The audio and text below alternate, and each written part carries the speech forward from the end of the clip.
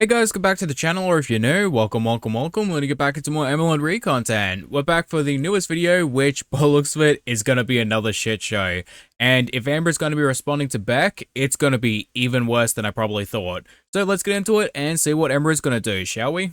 Hello, welcome to a new vlog. So today is March 4th and we're gonna start this vlog with an Amazon haul. So first things first, I got this really cool purse. So in the light, it actually changes color. You know, that purse would be pretty good if you went outside in the sun from time to time. So if like your phone has a flash on it, or like especially like in the sunlight, etc, etc. It is funny that she said flashlight first, because you know that's the only way she's going to be able to see it like that, because our girl is not going out in the sunlight anytime soon. I will post a picture here. It is genuinely so neat looking. So I haven't even opened it yet. I did like take all of these things out of like the Amazon packages just so it's easier. So it does come with a long strap, which I love. So this brand is Love Book, and I am telling you, Literally, there's purses of every size, backpacks of every size, there's wallets. you just know when she's going to say it. Like, she says the same three words in conjunction every single time, and you just get ready for the literally. So now I'm just going to see how long the strap is for our bigger bodies. I'll go your bigger body, and probably not long enough. Because I'm sure some of you know that, like, depending on like what size you are, some purses just don't feel right. All right, let me move you guys down so you can see here. That was just straight up a violation. And it actually fits perfectly. Obviously, I have to take off the little tags and such. You can kind of see it actually just in my kitchen light. That right there is the only way she's going to be able to see that. Trips to the kitchen. And then the next thing I got is my favorite mascara currently, which is the Surreal by Maybelline New York, the Falsies and the Blackest Black. Oh, bless you. I like how she cuts out the bit where she builds up the sneeze, but keeps the sneeze itself in the video, meaning that she edited it in a way so that is specifically still in there and then hard cuts to something else. Like, really? Also, I needed more eyeliner. And this is the one I use, so many people ask about it. It's the e.l.f. liquid eyeliner in black, or something like that. I'm pretty sure that's how it goes. Like, she says that every single time she gets more eyeliner. And this is the one that I always use. A lot of people ask. It's the e.l.f. eyeliner liquid expert in the color Jet Black. I mean, that's close enough, right? So I needed a bookmark because I don't have any. So I got this one. I thought it was so cute. It says, "Fuck off, I'm reading." And it's just this metal bookmark. There's a cutout heart and then a little like dingly heart on it. Oh, you know, Amber was feeling a type of way when she was ordering that. Last but not least, I needed a new makeup bag because I just get really bored and tired of the one that I use every single day. Right, because you like to switch up makeup bags, but this is the same woman who had the same two bras for, what was it, like 3 or 4 years? So this is what the inside looks like. I like this one because there's actually like sections in it, and I've been really wanting one like that. So super cute. I wanted the white one, but it was all sold out, which I know probably weird to hear me say because I wear black all the time, but the white one is also super adorable. I definitely would not recommend anything that is bright colored, especially white with amber, because like it would be stained to hell after maybe a couple weeks. You guys, it is so windy here in Oklahoma right now. Like, it's bad, and I hope it doesn't mess with my power because I have my live stream today. So fingers are crossed that everything goes good. I want to talk more. It's our little BPD segment of my vlogs. So on top of doing EMDR therapy for it, I also am doing workbooks that was recommended to me. And in my last vlog, I talked about the 9 criterias that are part of the BPD diagnosis and how you have to meet at least 5 of them. And our girl is such an overachiever. She is all 9 and on the most extreme aspects of all of them. So within the 9, each one has its own like clusters and multitudes of symptoms and traits and characteristics. So what I wanted to do is I wanted to give you guys an example / symptom or a thing that I deal with within each one of those things. Because as you guys know, I suffer with all 9 out of the 9 listed in the criteria, which is very unfortunate and it's hard to handle. It's very unfortunate and hard to handle. Immediately smiles afterwards. I wouldn't really say you're the one suffering because everyone else has to deal with your bullshit. It's more so you're sitting there and expecting everyone else to deal with your burdens, and if they don't, then somehow you're a victim. So for each one, I do have a multitude of symptoms, and I'm not going to sit here and name off every single one. Like, that is so much information. And also, it's a lot of things that I'm embarrassed about. It's a lot of things that I am ashamed about. Yeah, I don't think you're embarrassed of the symptoms. You're embarrassed of your actions. That's what you're embarrassed about, because every single time you do something wrong, you don't mind bringing it up as a justification. I'm not ashamed of the BPD diagnosis, but I am ashamed of some of the things that I do and have done. There you go, she confirmed it. So number one is frantic efforts to avoid real or imagined abandonment. So something I do with that. You start drama in the relationships, you separate them from friends and family, you financially abuse them, and you set timers so that they can't be more than an hour away from you at a time. When I'm in a long distance relationship and I'm having an argument with my partner and they like hang up on me or they're ignoring my calls, I will literally frantically call them at least like 30 times in hopes that they will answer me. The best way I can describe it is like it's this fire burning like urgency that I literally cannot control. Like, I get super anxious and I'm scared. I feel like they hate me. They're never going to talk to me again. So I just frantically call, text, and I genuinely look insane when I do it. No, you don't look insane, you look controlling, because that's what you are. You're a controlling person. If you need to know what they're doing, where they are, who they're hanging out with, if they might be with someone that you don't like or you don't want them to be around, or if you need to know what they're doing every 10 to 15 minutes, that is controlling. That is a giant red flag. So number two is a pattern of unstable and intense interpersonal relationships characterized by alternating between extremes of idealization and devaluation. So this is something that you guys have actually noticed that I do. These are rather interesting words because it's almost like she's not willing to take accountability, but if other people see it, maybe it's there. Is I will be in a relationship with someone and I'll come on here and I'll be like, they're so perfect. I have never loved someone as much as I love this person. Like, this is the best relationship I've ever been in. That's me idolizing them. No, that's you enjoying the attention and validation you get from them, and the moment they take that away, suddenly they're all of a sudden a piece of shit and an abuser. But if they do one small thing that makes me question if they love me, or makes me question their loyalty to me, or if I can trust them, or whatever it may be, instantly those feelings go away. Which is hilarious coming from Amber because the hypocrisy. Like, we all know that she's cheated on multiple partners, probably including Beck as well. And I think, oh my God, like, they hate me. So I really, truly hate them in this moment. Everything is bad. And like all of the good just like completely vanishes. Yeah, that's just a terrible way of you trying to shift accountability and not be an abuser. It's like, even if they don't treat me that way, that's how I perceive it. So therefore, it's not actually my fault because it's my BPD that's leading me to believe that's how I'm being treated. So therefore, I should not be blamed for my actions. It's simply just a symptom of my BPD that makes me perceive their actions as negative. And I'm just reacting to the abuse that I perceive. Like, dude, just not doing anything but more damage to the BPD community. And you still have not even been diagnosed with BPD yet. So that is what people call the black and white thinking. Number three is identity disturbance, which is markedly and persistently unstable self-image or sense of self. So something that you guys have actually noticed is I adopt people's personalities or behaviors or the way they speak, and it's something like I genuinely cannot control. I wouldn't even say that Amber takes on or adopts personality traits. Like, she straight up steals them and then downplays other people's like personalities or hobbies. Like, she attacks them for liking things that they enjoy.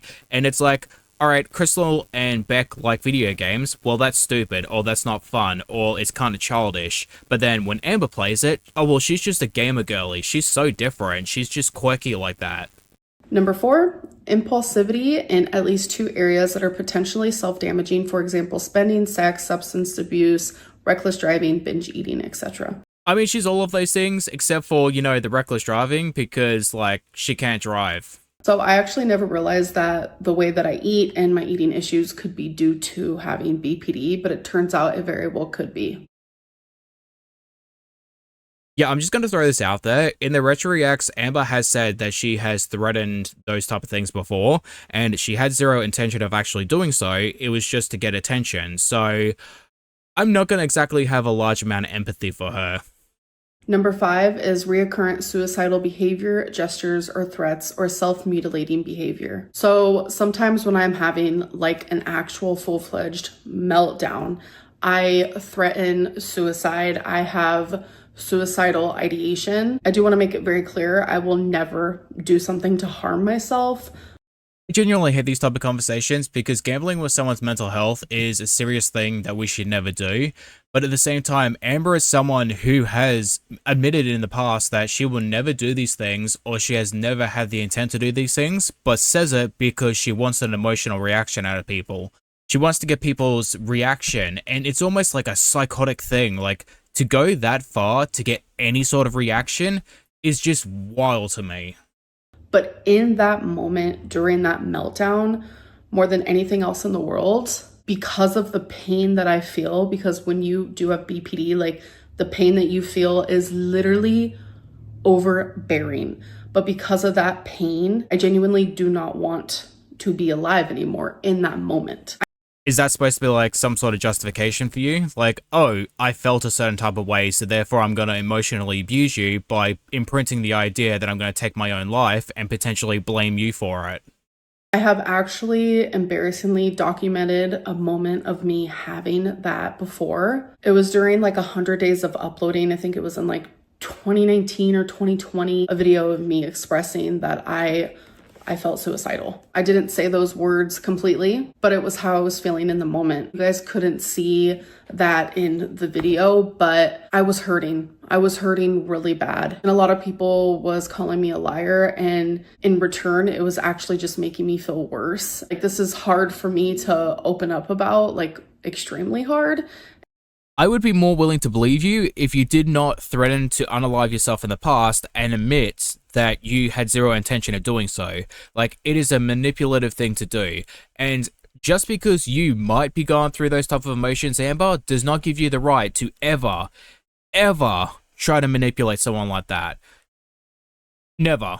And currently, I'm trying my best to be self-restrained because I have had multiple people in my life take their own lives because of what you're talking about and because of disorders that you claim to have.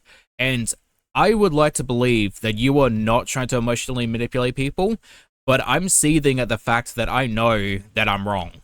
I know that deep down, you are doing this for emotional manipulation.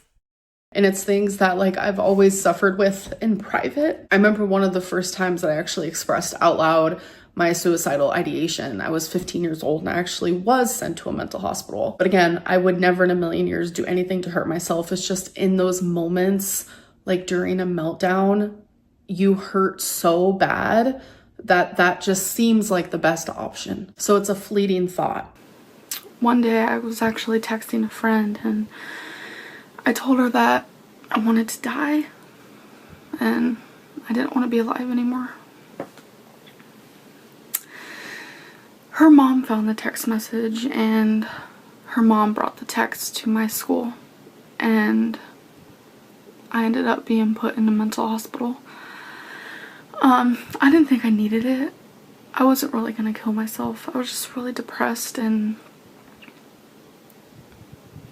it was just, life was not going how I wanted it to.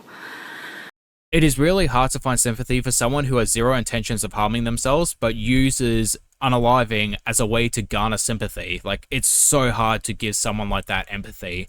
And again, I'm trying to maintain my anger because I have lost people like this. And to know that she has been doing this on and off throughout her entire life simply because she doesn't get away is disgusting. And yeah, in the moment, your feelings might be valid, but your actions are not. Not even close.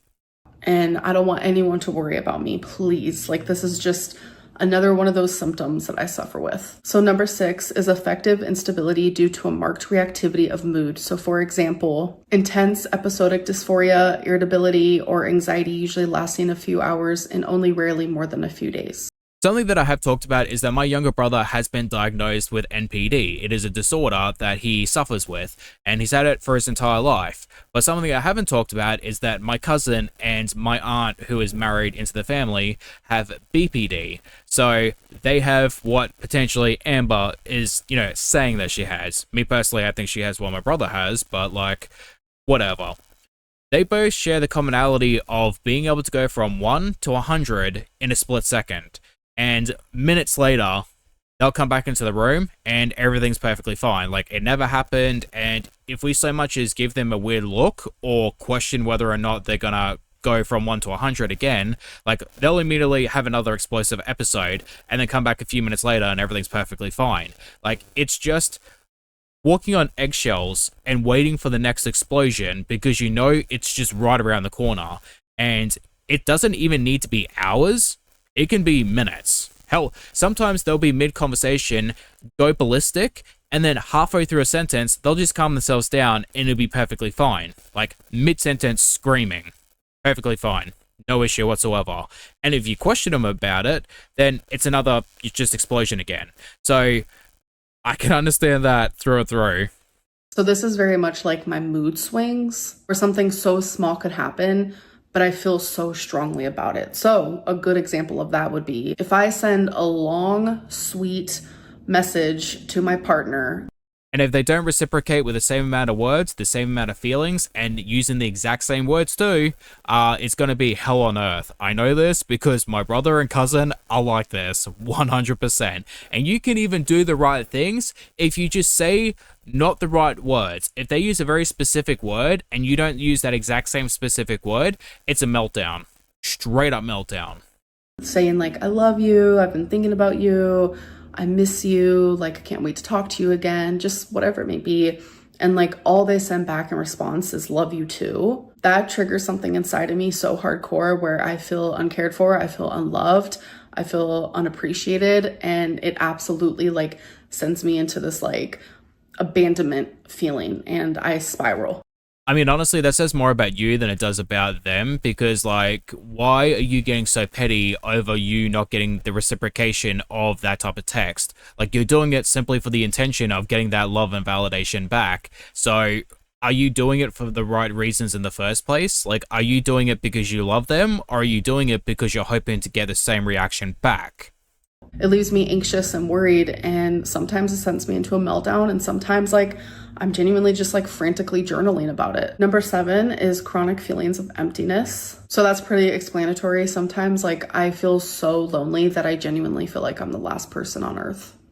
And even if you're not alone, you're still mentally and emotionally alone because people don't understand you and you're so misunderstood. That is exactly what my brother would say. And I'm willing to bet that is also what Amber would say. So as I'm editing this, I'm realizing that I was way too vague with that answer. But for me, when I have chronic loneliness, which is quite frequently, it is heavy, it is painful, it sends me down major depressive episodes. Like, I can be in a room with 10 people and feel lonely. See what I mean? I can be in my room by myself and feel lonely. I could be hugging someone I love and feel lonely. It doesn't matter. Sometimes the loneliness, like, genuinely makes me feel like I am not loved by a single person on this planet, and I am not cared for by a single person on this planet. And it sends me down like a pretty bad depressive episode for sure.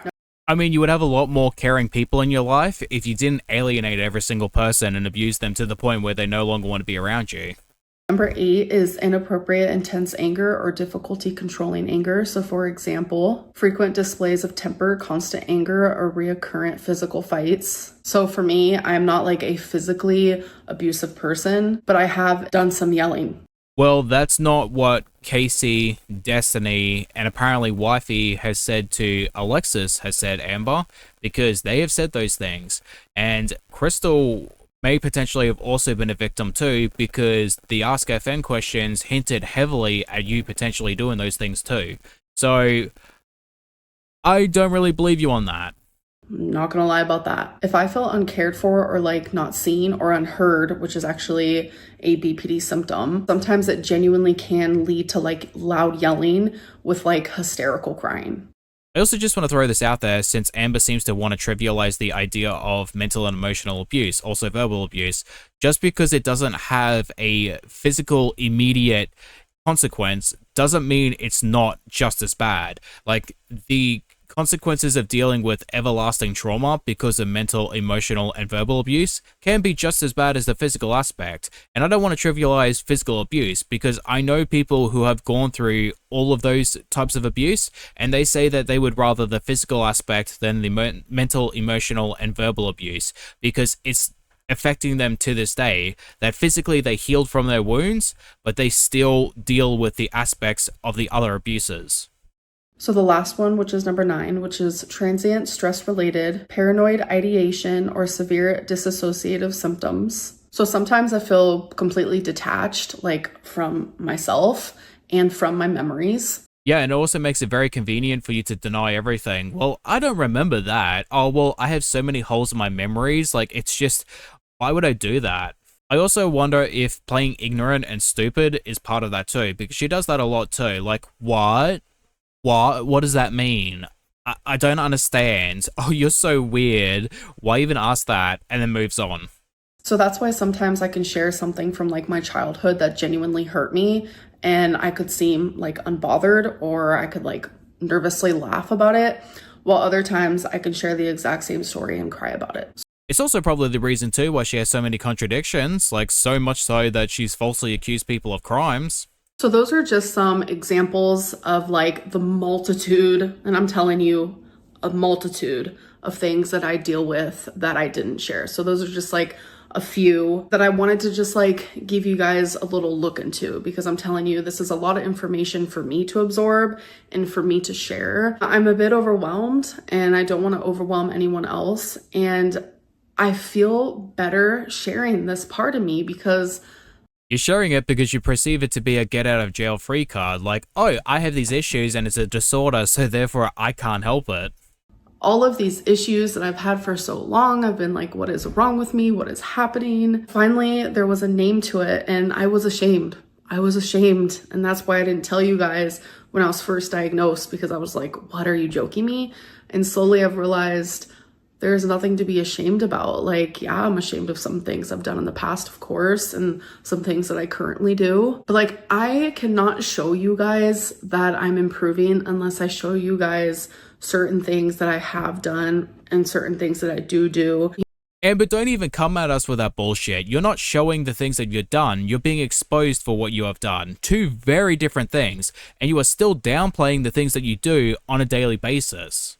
You know, a year or two down the line, be like, you guys, remember when I told you I did A, B, and C? I haven't done A, B, and C in 6 months. So what you're trying to say, within the next year or two, hopefully you'll be sober of abuse within 6 months. So like, you'll continue abusing people for 6 months and then you'll quit. Like, you're going to be an ex-abuser, 6 months sober of abuse. So I know as I do more of this workbook, there's going to be a lot more topics of like more symptoms and more things like that. So I will share more of that when we get to those chapters. And I just want to say thank you guys for listening to me and for giving me a platform to share my story of having borderline personality disorder, because so many people do struggle. God, that is such an ass pull. Hello. So the last time you guys saw me, it was actually on the 4th, and today is the 6th. So after the last clip that you guys saw, I had my live stream, my members only live stream, and it was very emotional. I actually had to take about a 6-minute break because I was getting so anxious. Like, I was crying. I was actually about to hyperventilate. Like, I was getting the full body tremors, which is something that happens when I bet it was a 6.2 on the Richter scale. I am overly anxious and my adrenaline is like really high.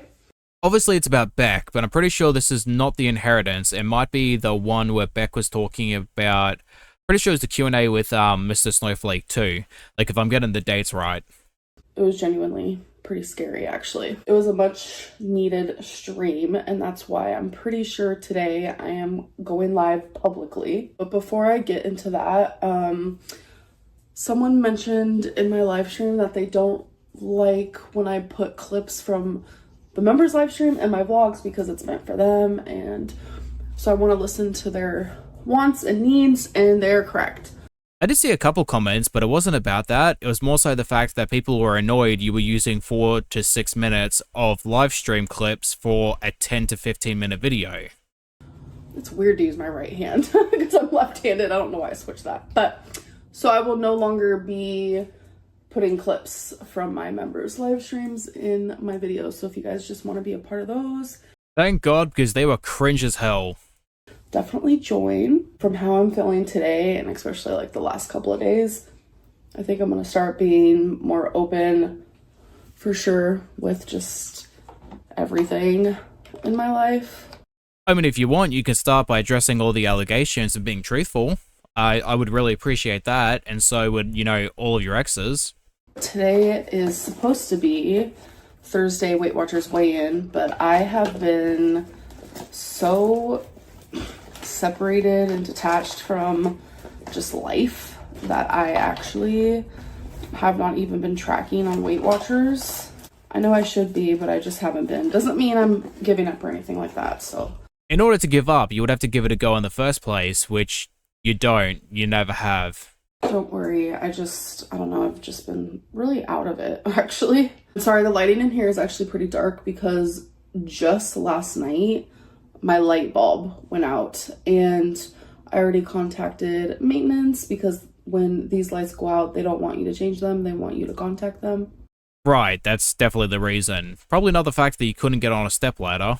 So they can do it for you, which is pretty cool, I would say. So anyways, yes, I am going live publicly tonight, and I am extremely nervous about it because I know it's gonna be so many people at one time like coming at me. Not saying like everyone is gonna be coming at me in a negative way, but Well, they're certainly not going to be coming at you in a positive way. Oh God, I hope not.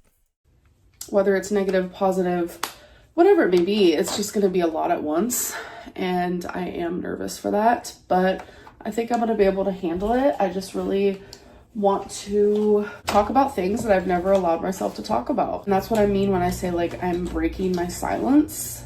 I mean, honestly, mate, do yourself a favor and just stop breaking your silence, because every single time you do, you just make it worse for yourself. Will I regret this? I don't know. Do I need to do it for my own peace of mind? Yes. Yeah, sounds about right for Amber. Like, the abuser needs the peace of mind. Not the victim, the abuser. Hello. So today is March 7th. I did not vlog anything else yesterday because I did a 3-hour live stream. It was a 3-hour live stream that was pretty intense, but I don't really want to talk about it in my vlog right now. I kind of just want to like have a good day. Yeah, I never watched the live stream, but I'm pretty sure I know how it went. My mom called me last night and she was like, do you want to go to bingo? So I'm going to go to bingo with her and obviously her fiance and also a friend of hers. So I'm excited for that. So if anyone's curious, Nope, didn't ask, don't care. Alright you guys, so I just edited this video, saw that I did not have an outro, so I'm here to say goodbye, hope you enjoyed, and I'll see you in my next one. Alrighty guys, so I decided to skip the last part. That was just her talking about Legos and bingo. Nothing important whatsoever, and we're just going to call it here. So thank you for watching, I hope you guys enjoy, and hopefully get to see you lovely people in the next one. Bye bye.